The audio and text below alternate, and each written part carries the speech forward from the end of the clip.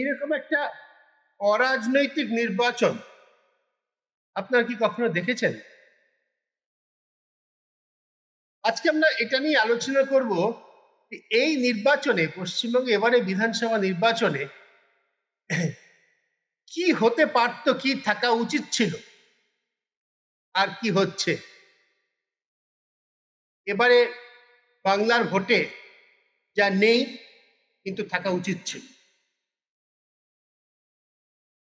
এবারে ভোট পর্ব আমরা দেখছি পুরোটাই গণপরিসরে যা কিছু চর্চা হচ্ছে, রাস্তাঘাটে, পথে, ট্রামে, বাসে যা কিছু শোনা যাচ্ছে শহরে গঞ্জে, পুরোটাই হচ্ছে ভোটারের নাম ভোটার তালিকায় আছে কিনা তাই নিয়ে চর্চা। অর্থাৎ আদৌ একজন নাগরিক, একজন ভোটার ভোটাধিকার প্রয়োগ করতে পারবেন কিনা শুধু সেই স্তরে নামিয়ে নিয়ে আসা হয়েছে আমাদের এবারের নির্বাচনে। সেই জন্যই বলছি যে এবারের ভোটে কি কি নেই, যা থাকা উচিত ছিল, তা নিয়ে মনে হয় আলাদা করে আজকে একটু কথা বলা দরকার, যেটা আজকে আমরা বলার চেষ্টা করছি। প্রথমত প্রথমত এত বড় বড় কতগুলো ঘটনা ঘটে গিয়েছে। 2021 সালে শেষ বিধানসভা নির্বাচন হয়েছিল, 5 বছর পরে আজকে নির্বাচন হয়েছে। আমি আপনাদের একটু দয়া করে স্মরণ করতে বলবো এই 5 বছরের মধ্যে পশ্চিমবঙ্গে কি কি ঘটনা ঘটেছে যা আমাদের স্মৃতিতে, আমাদের মাথার মধ্যে একদম এমন ধাক্কা মেরেছে যে তখন মনে হয়েছিল এর থেকে বড় আর কিছু হতে পারে না। একটা সমাজের, একটা জাতির এর থেকে বড় কলঙ্ক, এর থেকে বড় দুঃখের, এর থেকে বড় লজ্জার আর কিছু হতে পারে না। মনে আছে নিশ্চয়ই 2022 সালে, হ্যাঁ 22 সালেরই সম্ভব, জুলাই মাসে শিক্ষামন্ত্রী পার্থ চট্টোপাধ্যায়ের বান্ধবীর বাড়িতে হানা দিয়ে 50 কোটি টাকা উদ্ধার করা হয়। 50 কোটি টাকা। আমাদের মতো সাধারণ মানুষের পক্ষে টাকাটা তো কল্পনাই করা কঠিন। কোথায় আজকে যে পশ্চিমবঙ্গ বিধানসভা নির্বাচন হচ্ছে এই শিক্ষায় নিয়োগ দুর্নীতি ইস্যু? শিক্ষামন্ত্রী জেলে, প্রাথমিক এবং মাধ্যমিক উচ্চ মাধ্যমিক স্তর পর্যন্ত শিক্ষার সঙ্গে জড়িত কর্মকর্তারা একটা সময় 5 জন জেলে, সভাপতি, সচিব, উপদেষ্টা, অমুক তমুক নাম নিয়ে আর তাদের বিব্রত করছি না, জামিন পেয়ে গিয়েছেন অনেকে। ওই যে 50 কোটি টাকা উদ্ধার, তারপরে কিলো কিলো সোনা উদ্ধার, কোথায় গেল এই নির্বাচনের সেই ইস্যু? কোথায় আমরা আলোচনা করছি যে পশ্চিমবঙ্গে গত 5 বছরে শিক্ষায় নিয়োগ দুর্নীতির জন্য এমন অন্তত 17-18 হাজার যুবক যুবতীর চাকরি গিয়েছে, যারা দুর্নীতি করে চাকরি পেয়েছেন এরকম কোনো নজির নেই।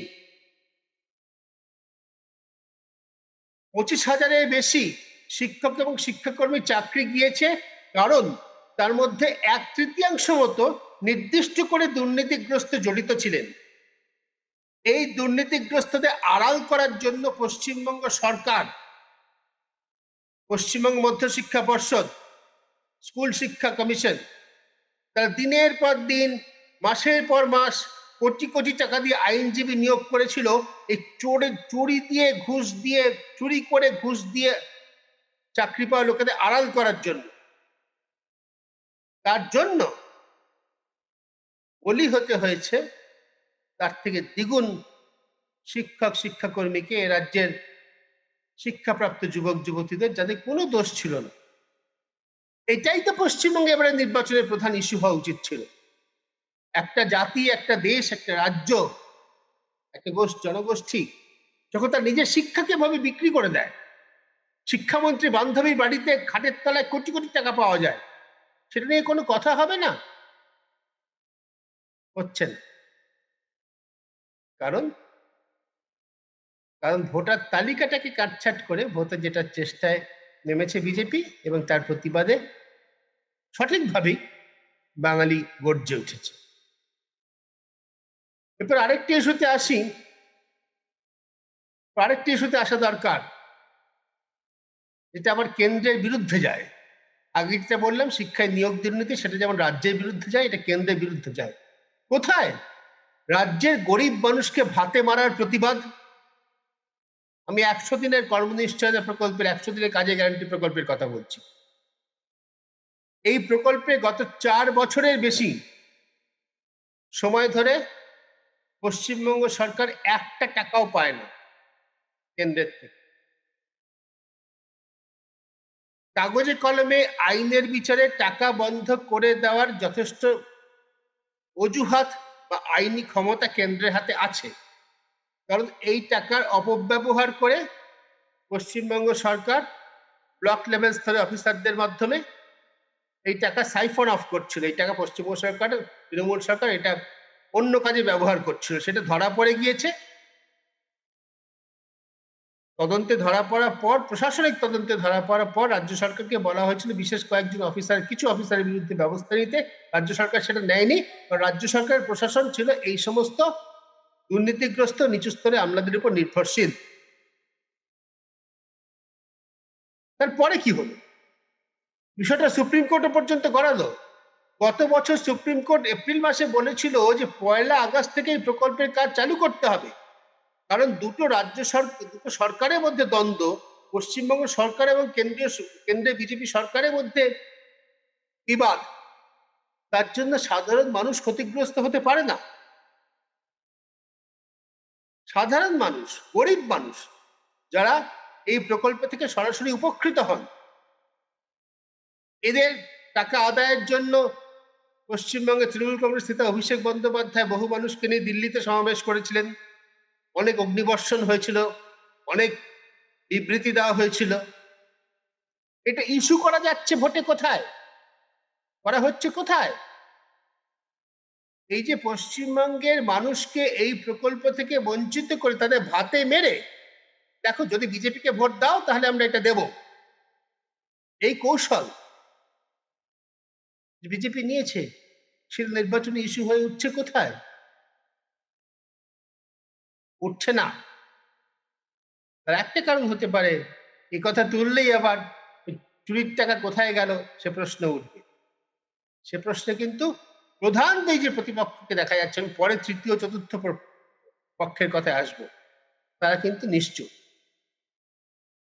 এরও কোনো প্রতিফলন 100 দিনে কাজ প্রকল্প বন্ধ হয়ে গিয়েছে, তার কোনো নির্বাচনী ইস্যু হিসেবে সেটাকে আমরা দেখছি না। আচ্ছা, এটা তো মাত্র কয়েক মাস আগের ঘটনা, বলতে গেলে 2 বছরও হয়নি। একটা কলকাতার একটা সরকারি হাসপাতালে একজন ডাক্তার, তাকে ধর্ষণ করে খুন করা হলো। ঘৃণ্য অপরাধ পৃথিবীর যে কোনো জায়গায়, যে কোনো সমাজে, যে কোনো সময় ঘটতে পারে। তার জন্য কখনো পরিকল্পনা করে সেটাকে আটকানো যায় না। যেটা করা যায় সেটা হচ্ছে যে পরিস্থিতি অপরাধ তৈরি করতে সাহায্য করে তাকে বন্ধ করা। সেখানে প্রশাসনের, রাষ্ট্রের দায়িত্ব আছে। আরজিকর হাসপাতালে যখন ওই অভয়াকার ঘটনাটা ঘটলো, ভারপ্রাপ্ত সুপার নিজে সরে যেতে চাইলেন, তাকে সরকার অন্য জায়গায় প্রতিষ্ঠা দিয়ে অন্য জায়গায় তাকে ট্রান্সফার করে দিল। মনে হলো যেন সুপারকে প্রোটেক্ট করা, এটা হচ্ছে সরকারের কাজ। তারপরে 3 দিনে মাথায় ভাঙচুর, এমনভাবে ভাঙচুর যে সাক্ষ্য ঘটনার তদন্ত করতে লাগে এমন অনেক প্রমাণ লোপাট, অনেক কিছু ঘটে গেল।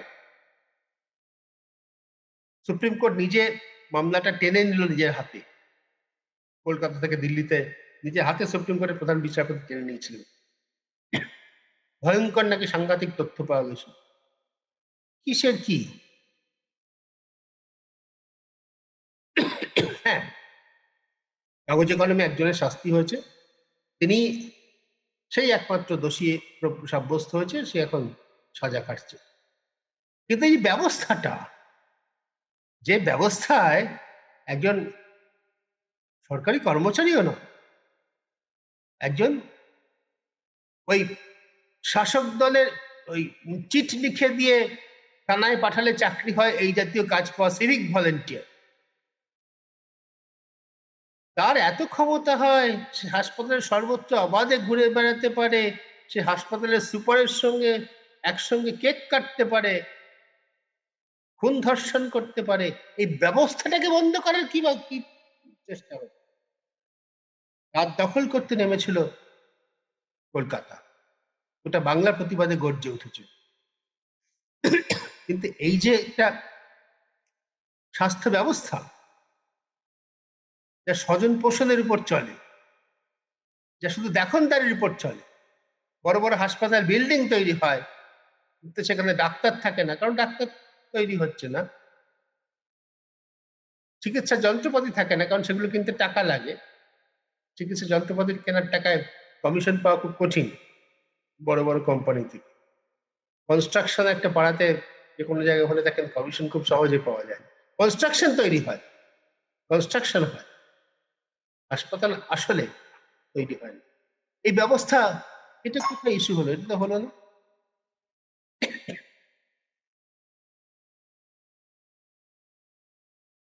তাহলে পুরো নির্বাচনটা, এই যে বিধানসভা নির্বাচনের প্রক্রিয়ার মধ্যে দিয়ে আমরা আছি, এটা পুরোটা শুধু আখ্যানের খেলা। আপনি কিছু কথা বলবেন, আমি কিছু কথা বলবো, কিছু অমুক সোশ্যাল মিডিয়াতে অমুক জায়গায় দেখবো, ছবি দেখবো, রিল দেখবো, দেখে নিজেদের মতো করে যা বুঝলাম ভোটটা দিয়ে আসবো। কোথাও যারা নির্বাচিত হতে চান, রাজনৈতিক দল যার ক্ষমতার দাবিদার, আপাতত শুধু তৃণমূল এবং বিজেপির কথা বলছি, তাদের মূল বক্তব্য কি? কোথায় শিক্ষা, স্বাস্থ্য, কৃষি, শিল্প, কর্মসংস্থানের মতো বুনিয়াদী প্রশ্ন? হ্যাঁ, মুখ্যমন্ত্রী মাঝে মাঝে বিভিন্ন উন্নয়ন প্রকল্পের কথা বলেন, যেগুলো আসলে জনবাদী প্রত্যক্ষ অর্থ বিতরণ প্রকল্প। একটা অর্থনীতির কাঠামো তৈরি করার মতো কোনো প্রকল্প পশ্চিমবঙ্গে গত 5 বছরই কেন, গত 15 বছরও হয়নি। অন্যদিকে প্রধানমন্ত্রী এসে যখন ব্রিগেডের জনসভায় বলেন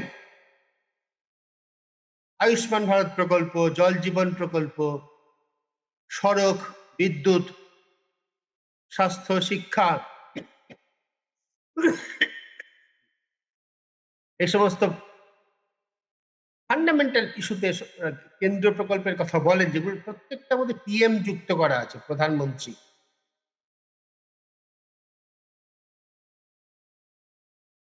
সেগুলোর নিতে হলে বিজেপিকেই জেতাতে হবে।